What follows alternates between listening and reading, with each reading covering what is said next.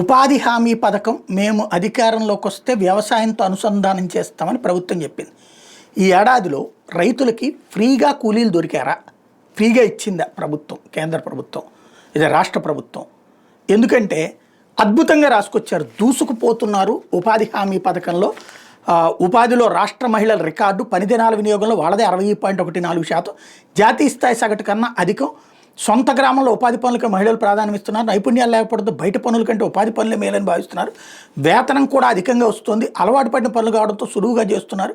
60 ఏళ్ళు పైబడిన వాళ్ళకు కూడా ఉపాధి కల్పిస్తున్నందుకు మొగ్గు చూపుతున్నారు. ఉపాధి హామీ పథకంలో రాష్ట్రానికి కేంద్రం ఏటా కేటాయిస్తున్న వేతన బడ్జెట్లో 60% నిధులు మహిళా శ్రామికుల ఖాతాల్లోకి వెళ్తున్నాయి.